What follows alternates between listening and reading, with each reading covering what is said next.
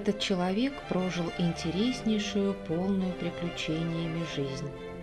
За время его жизни в Англии сменились 4 правителя.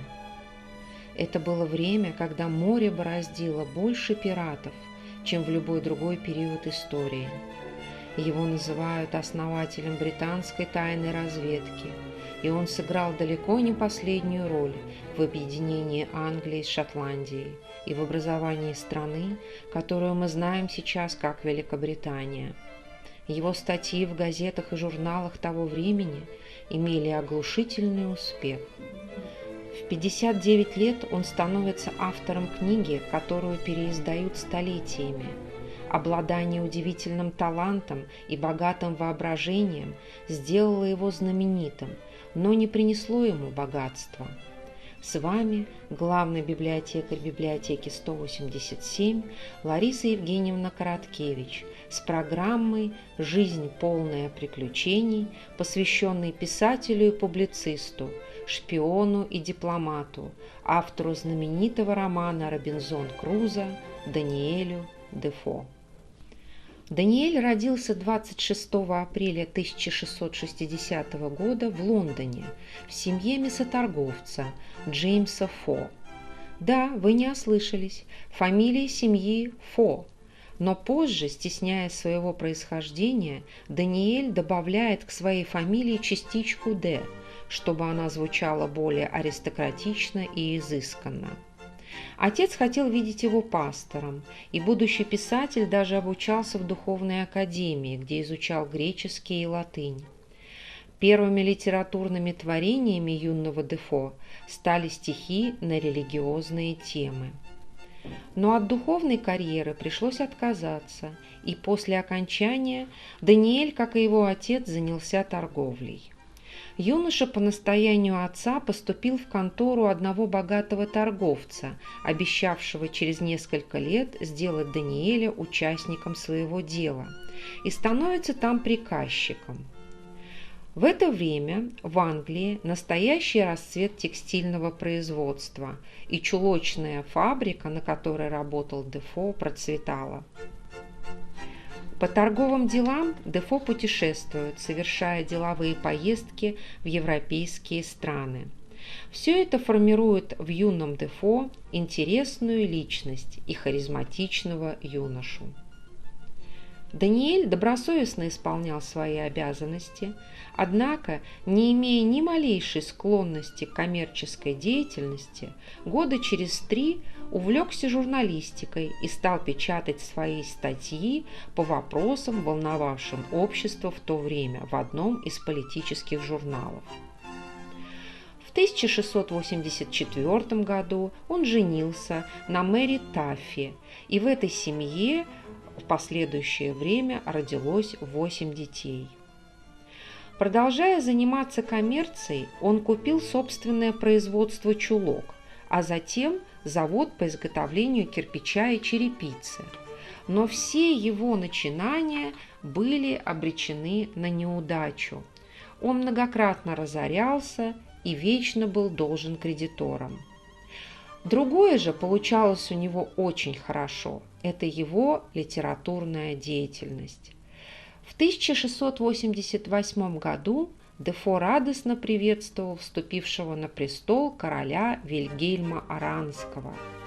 В это время он написал целый ряд замечательных своих произведений как журналист.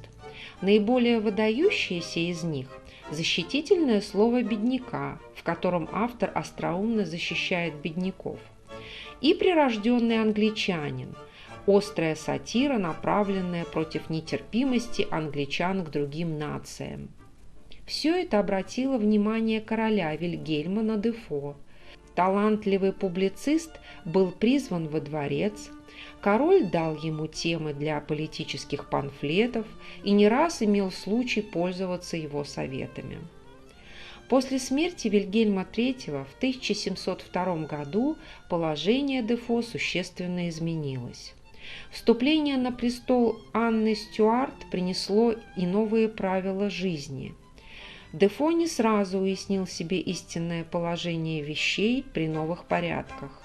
им был написан ряд ярких сатирических памфлетов, и за один из них Дефо приговорили к позорному столбу и заключению в тюрьме. Позорящие наказания были широко распространены в Европе того времени. Позорный столб – это устройство, применявшееся для выставления человека на всеобщее осмеяние и унижение в качестве наказания. Суд приговорил Дефо к троекратному стоянию у позорного столба, то есть в течение 3 дней, и к тюремному заключению на срок, зависящий от милости королевы. Во время заключения в Ньюгейтской тюрьме Дефо имел возможность заниматься литературой, печатать и распространять свои произведения. Первое, что он написал в заключении, это поэтическое произведение «Гимн позорному столбу». «Привет тебе, великая махина! Ты, государство черное бельмо, наказываешь грубо, без причины, позора недостойных твоего. Но кто родился человеком быть, твою надменность стерпит и унижение боль не ощутит. Презрение в ложной фразе, как не стыдно, пугает опорочивших себя, но кара мудрому уму посильна, злословие – пустая суета». Там же, в Ньюгейтской тюрьме, Дефо удалось издавать свою газету «Обозрение дел Франции», выходившую и после его освобождения вплоть до 1712 года. Благодаря этому литературно-политическому изданию Дефо считается одним из родоначальников английской периодической печати. В 1703 году в жизни Дефо появляется человек, который весьма оценил его талант. Роберт Харли, в будущем видный государственный деятель, который предложил Даниэлю помощь и пообещал решить все его проблемы. Зачем аристократу Роберту Харли понадобилось освобождать Дефо, который так славно поиздевался над аристократией в чистопородном англичанине? Дело в том, что еще до своего ареста Даниэль Дефо направил Роберту Харли некий доклад, в котором предлагал создать специальную службу, которая занималась бы разведкой и контрразведкой. Даниэль Дефо впервые в мире выступил инициатором создания политической и экономической разведки, а также контрразведки, главной задачей которой он считал сбор информации, причем не столько военной, сколько политической и экономической. Даниэль Дефо понимал, что точная информация о состоянии экономики какого-либо государства поможет предсказать политику этого государства на годы вперед. Он считал необходимым исследовать не только настроение в придворных кругах, но и выяснять, что думает простой народ. Ведь тайная война может быть наиболее успешной и разрушительной только тогда, когда в нее будут вовлечены народные массы другого государства. Именно поэтому Даниэль Дефо придавал огромное значение контрразведке, и он предложил создать по всей Англии агентурную сеть, чтобы агенты контрразведки были в каждом районе и отслеживали как настроение различных слоев населения, так и деятельность вражеских агентов. Дефо предлагал заводить досье на представителей видных аристократических и дворянских семей, служителей церкви, наиболее видных граждан, заносить в эти досье информацию об их пристрастиях, прегрешениях и образе мыслей. Даниэль Дефо полагал, что знание этих сведений позволит не только предотвратить мятежи и восстания на ранней стадии, но и прогнозировать, например, результаты выборов. Роберт Харли обдумывал это предложение более чем полгода, но когда надумал, добился освобождения Дефо из тюрьмы и поручил ему реализовывать этот замысел на практике. Писателя помиловали, выплатили за него штраф и дали пособие для семьи. Отпустили на свободу с условием, что Дефо будет исполнять тайные поручения короны. Что же это за поручения? В обмен на это Даниэль Дефо должен был освещать политику королевства в печати в выгодном для правительства свете. Плюс ко всему он должен был собирать нужные сведения в Шотландии, а попросту шпионить. Он согласился. В 1706 году в английских правительственных кругах появилась идея объединить два государства – Англию и Шотландию в одно. И Роберт Харли поручил Даниэлю Дефо выяснить, как отнесутся к этому шотландцы и не вызовет ли это объединение народного восстания. Даниэль Дефо лично отправился в Шотландию, изъездил ее вдоль и поперек. При этом он искусно принимал различные обличья. С рыбаками он притворялся рыбаком, с купцами – купцом, с священником он представлялся благочестивым пастором, а немногочисленным, но все же имевшимся в Шотландии ученым он тоже представлялся как ученый, собирающий материал для научного труда об отношениях Англии и Шотландии. Кроме того, он сумел создать в Шотландии обширную шпионскую сеть. В своем письме Роберту Харли Дефо написал: «Сэр, мои шпионы и получающие от меня плату люди находятся повсюду. Признаюсь, здесь самое простое дело нанять человека для того, чтобы он предал своих друзей». Из информации, собранной Дефо, следовало, что шотландцы к объединению с Англией отнесутся резко отрицательно, но восстание поднимать не будут. Тогда королева и объявила о создании единого государства. Как и предсказывал Дефо, шотландцы пошумели, да и успокоились. Объединение Англии и Шотландии в единое государство было наиболее важным достижением Даниэля Дефо на посту главы разведки, которой он руководил с 1703 по 1719 год, то есть на протяжении 16 лет. Он имел огромное влияние на короля и правительство. К его мнению прислушивались, с ним советовались. Работая на такой важной и секретной должности, Даниэль Дефо продолжал свою литературную деятельность. Перу Дефо принадлежат более чем 500 сочинений.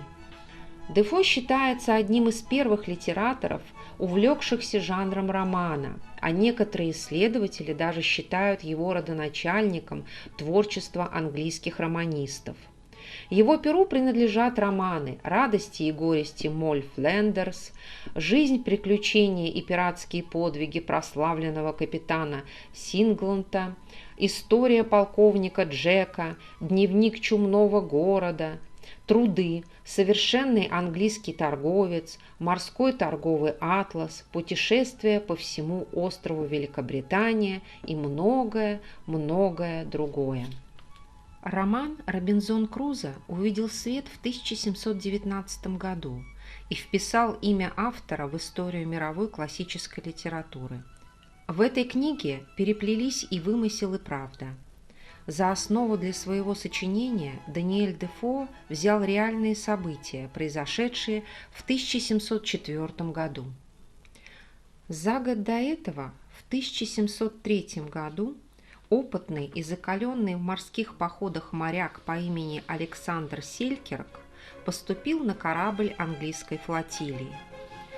В то время шла война за испанское наследство.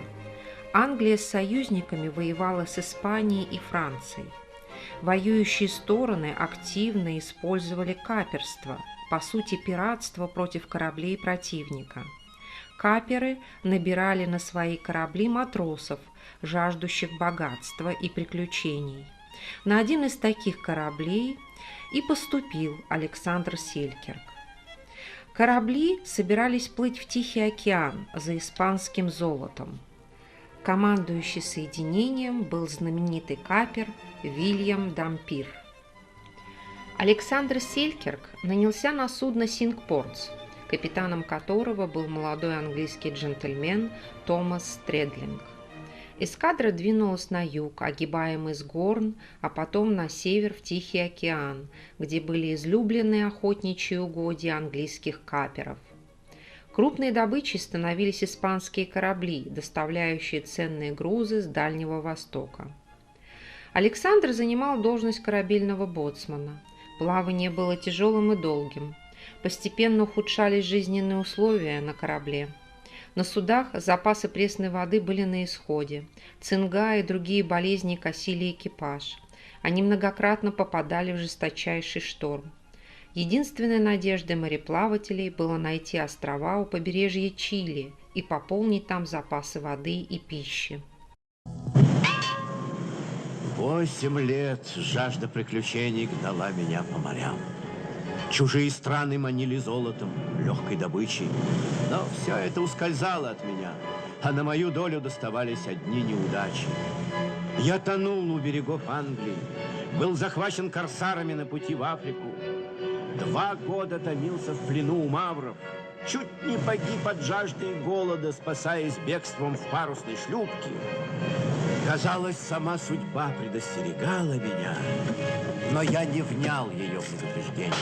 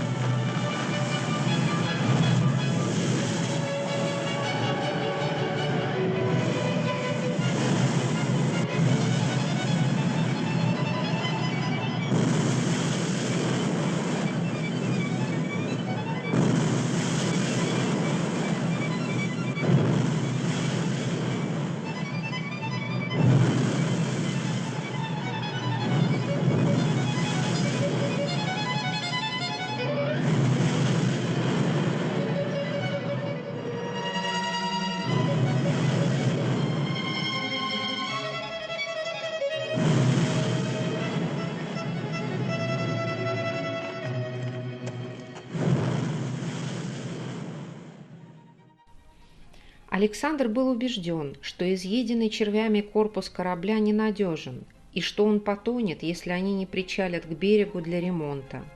Капитан не желал его слушать, и их отношения переросли в открытую вражду. К сентябрю 1704 года от экипажа в 90 человек осталось всего 42. Корабль добрался до островов архипелага Хуан-Фернандес. Капитан приказал высадить на берег необитаемого острова Александра Селькерка, передав ему ружье, немного пороха, немного припасов и всего 2 порции еды. Остров, где его оставили англичане, назвали Камберленд-Бэй. Сначала Селькерк поселился в небольшой пещере на берегу, чтобы иметь возможность постоянно наблюдать за горизонтом. Жизнь на острове он начал с заботы о пище. Остров был покрыт густой растительностью и имел около 20 километров в длину и примерно 5 километров в ширину. На берегу можно было охотиться на черепах и собирать в песке их яйца, а у берегов встречались лангусты и тюлени. К счастью, на острове оказалось множество диких коз, и пока был порох и пули, питание было обеспечено. Особенно трудно было в первые месяцы из-за полного одиночества, и Селькерка временами охватывал страх при мысли о том, что придется здесь провести остаток жизни. Он не знал, что корабль, на котором он служил, потерпел крушение, и почти вся команда погибла. Селькерк построил 2 хижины из бревен и листьев и оборудовал их. Одна служила ему кабинетом и спальней, в другой он готовил еду. То, что на острове водилось много коз, обеспечило ему одежду. Он знал, как обработать кожу, и получил прекрасный, мягкий, прочный материал. Он носил костюм с капюшоном и штаны до колен, и обувь, которую шил при помощи простого гвоздя. Закончив трудовой день, Селькерк отдыхал, мастерил, украшал что-либо в своем доме. Подобно первобытным людям научился добывать огонь. В июле 1706 года у него кончился порох, и дни охоты на коз закончились. Тогда он стал ловить их в ловушки и приручать. Он все время пребывал в трудах. Итак, я стал земледельцем. Теперь можно с полным правом сказать, что я в поте лица добываю свой хлеб.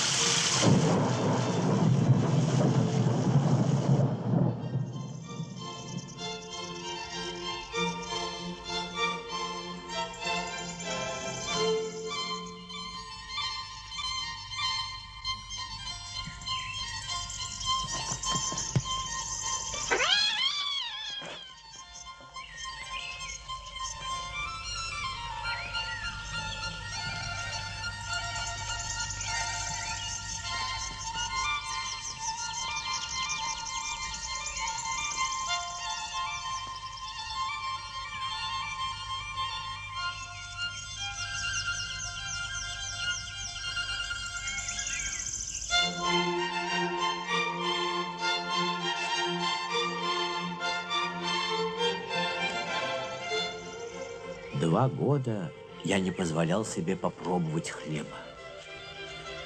Я не понял еще здешнего климата и не знал, наверное, когда нужно сеять и когда убирать урожай. И только на третий год у меня зазеленело целое поле. Шли годы. Наступил 1707 год, когда он увидел паруса в море. Но корабль был испанским, это были его смертельные враги. Селькирк спасся от них бегством. Испанцы ушли, разрушив его лагерь. Но он построил его заново.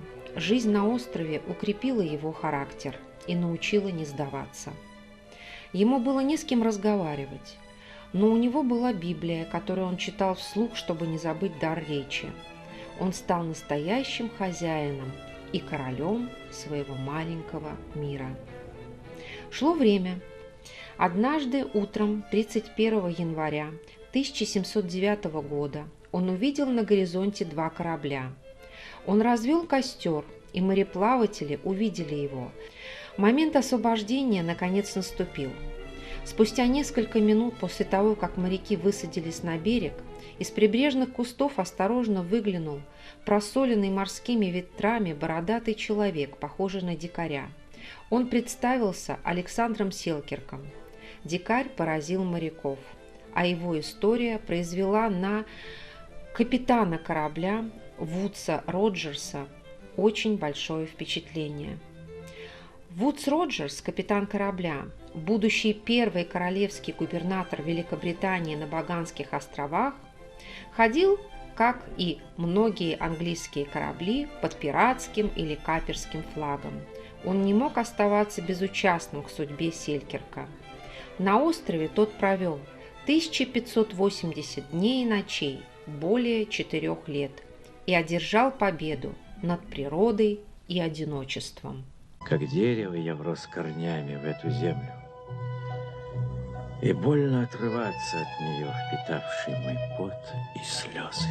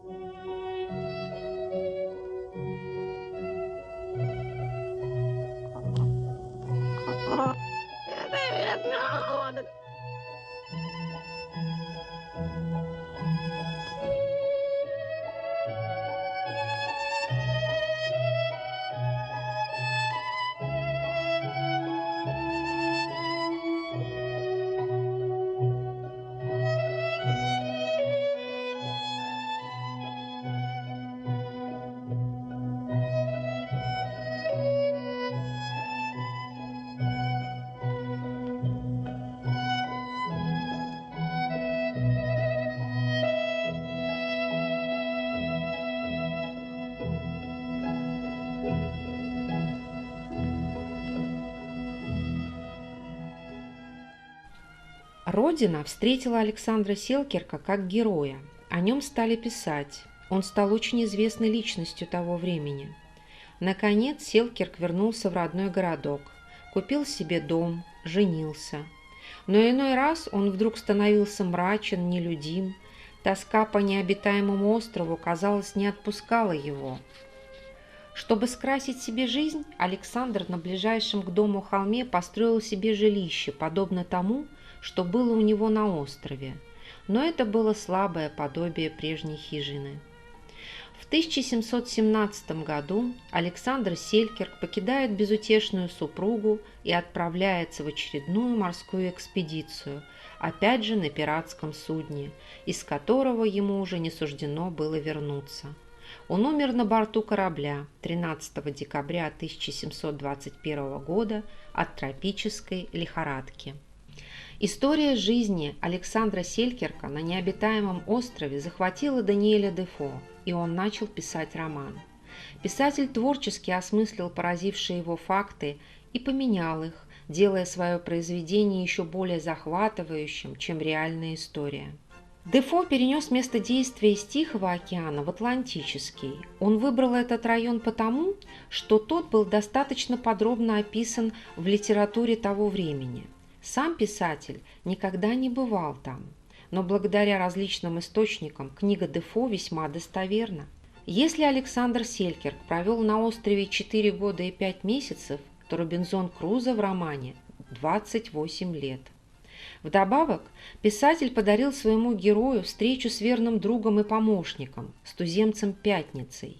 Книга «Жизнь и приключения Робинзона Крузо» появилась в апреле 1719 года.